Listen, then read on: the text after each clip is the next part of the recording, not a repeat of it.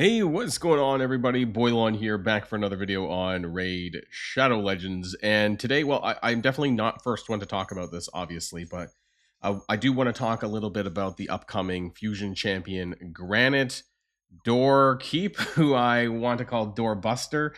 He does a lot of busting, that's for sure, and he does have a pretty solid DPS kit. That being said, there's a little bit of concerns that I have, and whether or not this upcoming fusion, which is going to start on Monday, is going to be worth it for you. So I want to talk about his kit. I also want to talk about things that are upcoming, which I feel for many people are probably going to be a little bit more important, but that's just me. Before we get started with the video, I do want to remind people that if you haven't started playing Raid yet, what are you waiting for? Get out from under that rock, download using the QR code to get Karato Fox Hunter Legendary of the Shadowkin for free. And 3 amazing epics to go alongside him: Ugo, and Tagore, and Deacon Armstrong at account level 15, 30, and 40. And don't forget your favorite promo code. In this instance, I think this one's the best, to get yourself the Legendary Void to Hanorach by using the promo code Desert Queen within the first 48 hours of a brand new account. So let's get started. Let's talk about Granite Dorky. I don't know why I find this funny. Anyways, I'm going to remove my cam box so you guys can see the full thing. So this is the kit for Granite Doorkeep. It's that name. It's that Doorkeep name. Anyways, legendary Dwarf champion, HP-based spirit. So there's a few things that are important, namely the HP part is pretty important. But let's take a look at this kit together. So his A1, attack one enemy for 3 times. So this was, I guess, said by Plarium that this is make it good for Fire Knight. Not Fire Knight Hard, but for Fire Knight Regular. Each hit has a 75% chance of removing 1 random debuff from the target, up to 100% with books, and will ignore 20% of the target's defense. So he does have quite a bit of ignore defense, which sounds nice, but the fact that his damage is going to be scaling with HP and not attack makes it a little bit hard. Most people don't have a lot of HP DPS gear. You know, early gamers, mid gamers, most people are focusing on attack-based gear. So I don't know if I have a great gear set to put on this guy if I do get him. His A2 Geode Haymaker on a cooldown of 3 with books. AoE, before attacking, place a 50% increased accuracy buff on all allies for 2 turns. And then basically do an Ugo. This is basically an Ugo A2. 60% decreased defense and block buffs debuff on all enemies. Now it's a guarantee, with the books, it's guaranteed to do both. I think Ugo has only a 75% chance to apply block buffs. So that part is better, and also the increased accuracy, right? So his accuracy thresholds and his teams, I suppose, would be a little bit lower, or it just makes it a little bit easier to land your stuff. So that's fine. It's on a cooldown of 3, which is nice. His A3, Demolisher Blow. Now this is like the single target nuke. This is why I called him Granite Doorbuster. So attacks 1 enemy, and before attacking, this is on a cooldown of 4 with books. Before attacking, removes all debuffs from this champion. So if he's got anything negative, it's gone. Places a 15% Shatter buff. Now, Shatter is very unique. I'm pretty sure the only other character to have it is Karosa, who was a couple of months ago, the mythical, and a 30% increased critical damage buff on all allies. Now, Shatter does add Ignore Defense. So if I'm not mistaken, this is like a 15% Ignore Defense buff for the entire team, plus more crit damage. This also ignores Unkillable, Stone Skin, and block damage, right? So basically anything that they have protecting them is null and void. If the target is not under these, it does double damage. So, and if he gets a kill, this attack kills, he gets an extra turn if he kills an enemy. So he could take multiple turns back to back. He could go from the A3 to the A2 or to the A1, you know, those kinds of things as well. So this is really interesting. In a PvE situation, though, I think there are limited uses. In Plarium themselves said that he would be useful in Hydra, right? So block buff is a very important debuff for Hydra. So that part makes sense.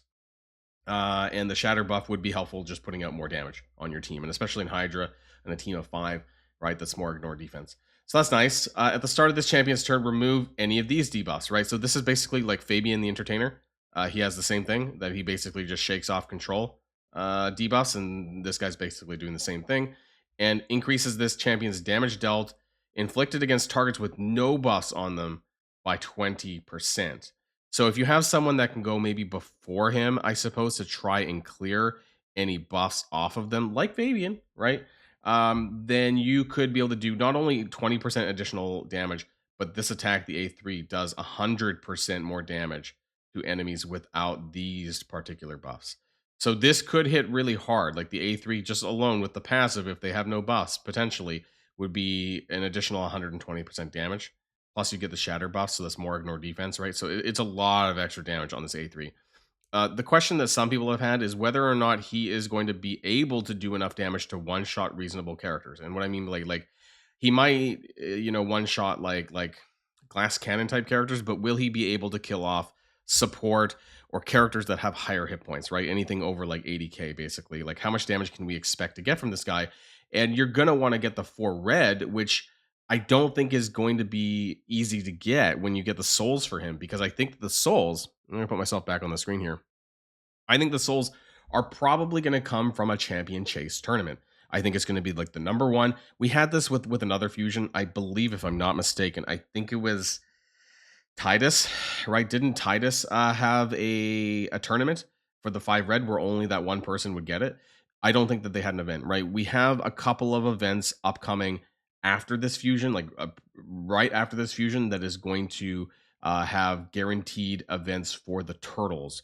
And this is what I want to talk about a little bit, comparatively, this fusion and what we're expecting for the turtles. So there was this little thing, the update blurb, like a month ago, about the turtles and their events, and that there was going to be an event for Leonardo, for Raphael, and for April. That they were going to have, that Leo was going to have a path event, that Raph was going to have a deck of fates, and that there was going to be another Titan event for April. Now, whether or not that April part comes to pass, I don't know. The reason why I'm saying this is if you are a mid gamer player, now if you're a spender, you'll probably be able to do the fusion just fine. The question is, if I had to say between the turtles and this guy, Granite Doorkeep, whatever, I would go for the turtles. Because the turtles are not only exclusive, means that once they're gone, they're gone. They're not going to be coming back, most likely. This fusion guy will be still there in some form. You will be able to get him in some other ways, whether it's, I don't know, prison pools or progressives or whatever. Like, he will be around, whereas the turtles will not be. So for me, if I had to choose, my priorities are the turtles. So Leo is super important, which is going to require shards, probably. Like the path event is going to require shards. I really, really, really want him. I have Donnie, I have Mikey, and I really want to add all 4 of them. But realistically, Leonardo is going to be way, way better than Raph. But if I can get all 4 of them, that would be great. And so the question is, can you do both? Some people may not, right? Because when it comes to a fusion event, what matters most are your shards. Now, here's what I'm thinking of doing, and I may very well do this fusion event for a couple of reasons. I have a lot of mystery shards. This is going to be a traditional fusion as well, as far as I'm aware. So basically, you're going to fuse up, I don't know, a bunch of rares to go into 4 epics, which is going to fuse into Granite Doorkeep, basically. Now, to get that bonus epic from a Summon Rush event is 6,100 points. Or at least that's what it was for the last fusion, which is about 6,100 mystery shards. As you can see, I do have a lot of mystery shards. Not 6,100, but I do have a lot. And that would allow me to skip one of the champion chases. So if I could clear this one Summon Rush event and have the energy and gems to clear the rest of the events in the fusion, I would be fine. So what I would have to do anyways, would be to blow all of my mystery shards and maybe my primals to make up the points, right? And I should be okay. And that would still allow me to save onto these 46 sacred shards plus to be able to hold on to a path event for Leo. That's my plan, right? If you're in a worse position than me, then I probably wouldn't go into this fusion. And as far as the kit goes for the character, he's honestly not much different. Like I said, he's basically like a legendary Ugo on his A2, right? It's the exact same debuffs. So if you're not someone who needs these debuffs, if you're not in dire need of this, I would consider whether or not this is worth it for you. I still think that if you're someone who has Donnie, if you did the Donnie fusion, then you probably want to hold your resources for the other turtles, because the turtles have shown themselves to be very meta in all places, that you could use the 4 turtles plus an extra character and honestly do the majority of PvE content in Raid Shadow Legends. So that's why it is a very large priority for me, and why I want to make sure that I get all of the turtles. And it's going to be an exclusive, it's an exclusive, right? So once they're gone, and that's a pretty big deal. whereas the other guy's always going to be around somewhere. So that's kind of what my thoughts are personally, and why that I'm going to be doing this in this strategy. Like I said, he's okay. He's okay, right? Like he's not the worst. And actually, I'm going to tell you a reason why I am probably still going to go for this guy, but I'm going to make sure it doesn't jeopardize my plans for Leonardo. And that is because I should have went down here. I do have, not fully upgraded, but I do have Admiral Blacktusk. Who is Admiral Blacktusk? Well, he is the faction unity champion for the dwarves. And so for this reason, it just kind of makes me feel like I should do this dwarf fusion just because I have this guy. And I could make an interesting team, whether it's tag arena or siege defense or faction wars hard, that I could include Admiral Blacktusk with Tholen, with Newt, who I also have. Where are you, Newt? Where the heck? Down here. And then this other guy, right? And then throw in another. I have Geomancer, right? You know, throw in Geomancer here for faction hard. This is kind of the stuff that I'm thinking about, but this is not going to be for everyone. I have a pretty decent situation when it comes to dwarves, and I would be very interested in maybe having this guy as well, as long as it doesn't impact my ability to complete the guaranteed events that I strongly believe is upcoming for Leonardo. And we don't care that much about Raphael. We care about Leonardo, which is probably going to be a path event that requires at least 20 sacreds to unlock him, and then 20 more sacred shards to get his 5 red soul. Now, unfortunately, this guy here, the Granite Doorkeep guy, right? Like, I think that this guy is going to be... I need to see some test gameplay from some of the other Plarium content creators who have access to the test server. I'd be very interested to see this, and I might report on this as well. In practice, I would like to see how hard this guy hits and what they think about him.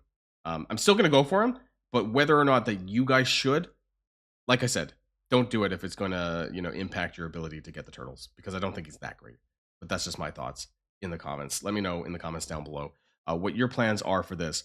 But please, please, please make sure that you try to get your turtles. If you had to choose, it's the turtles. It's turtle time. It's turtle power. They're amazing. And that's exactly why you should make sure you get those before this guy. That's just my thoughts. Let me know what yours are in the comments down below. But before we go, I do want to remind people that if you haven't started playing Raid yet, what are you waiting for? Download using the QR code in the top right to get Karato Fox Hunter, Legendary of the Shadowkin for free, and 3 amazing epics, including one we literally just talked about, Ugo, Tagore, and Deacon Armstrong at account level 15, 30, and 40. And don't forget your favorite promo code.